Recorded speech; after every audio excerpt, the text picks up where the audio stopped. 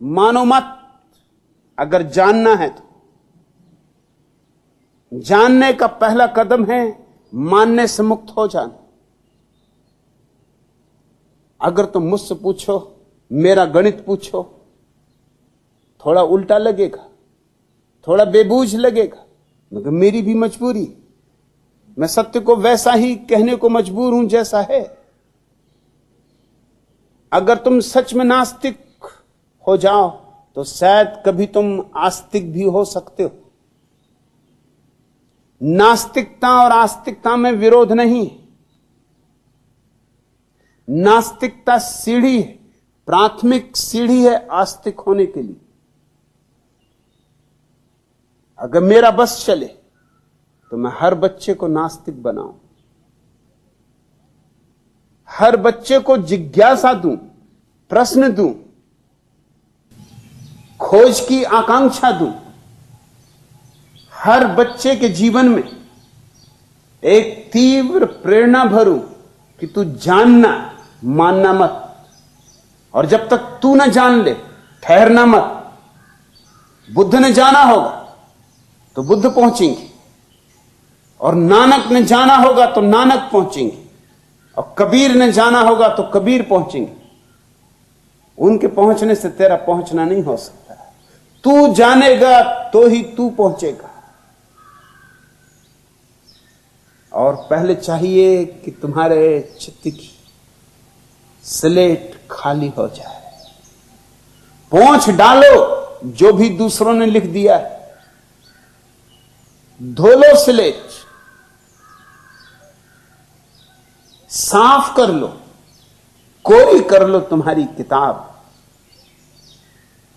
और मजा यह कि कोरी किताब तुमने क्या की कि जैसे राम को आमंत्रण मिल जाता है।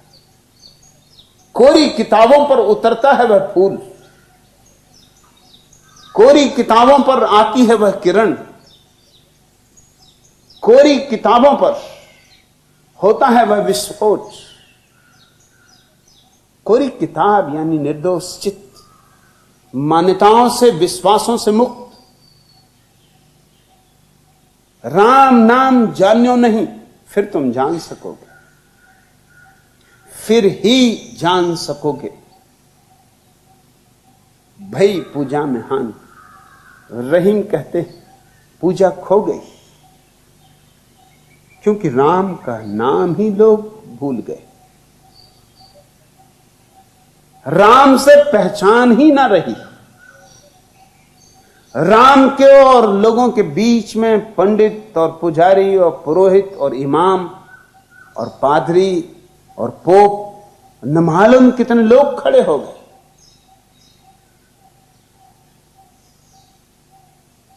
राम और तुम्हारे बीच इतनी भीड़ खड़ी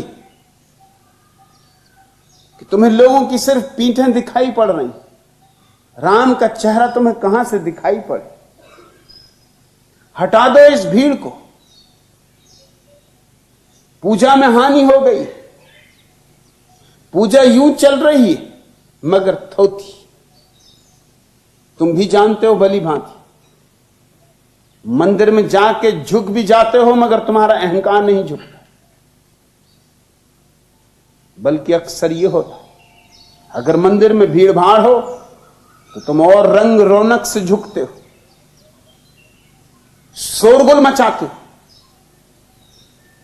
मैं छोटा था तो मेरे गांव के जिस मंदिर में मुझे ले जाया जाता, जैन मंदिर था। वर्ष भर तो कोई खास जाता न था, लेकिन पर्युषण के दिन जब आते तो उन 10 दिनों में बड़ी भीड़ होती थी। वो 10 दिन लूट के समझो। और लोगों ने भी क्या हिसाब बनाए हुए। वे 10 दिन आते हैं बरसात के दिनों, जब न खेती हो सकती, न दुकानदारी हो सकती, न कोई और धंधा हो सकता, सब दुकानें खाली होती हैं, किसान घरों में बैठे होते हैं। वर्षा मूसलाधार पड़ती है।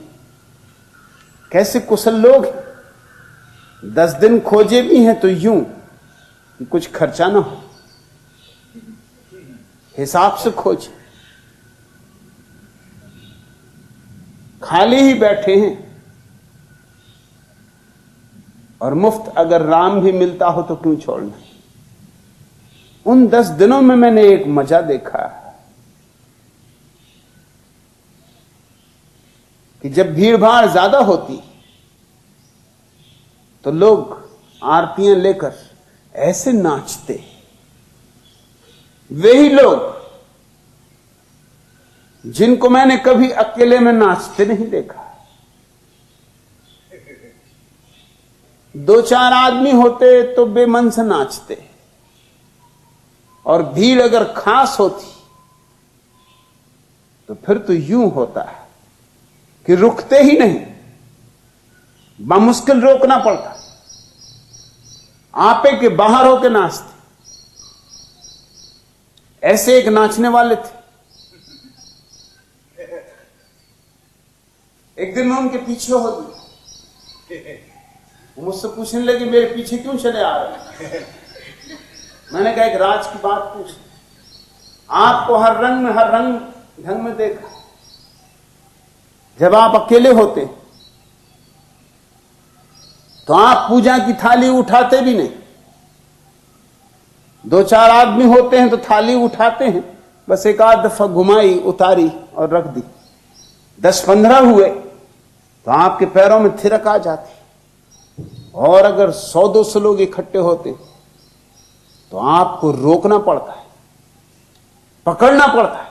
पकड़े पकड़े हाथ में नहीं आते थे, छूट जाते थे, निकल जाते थे, फिर थाली उठा लेते। आखिर लोगों को दूसरे काम भी करने, घर भी जाना, भोजन भी करना है। इसका राज क्या है? उन्होंने कहा इसमें राज क्या? अरे अकेले नाचने में क्या सार, कोई देखने वाला भी तो होना चाहिए। साल में 2-4 ही ऐसे मौके आते हैं जब सब इकट्ठे होते। पर्यूषण के अंतिम दिन तो वो ऐसा ऊधम मचा देते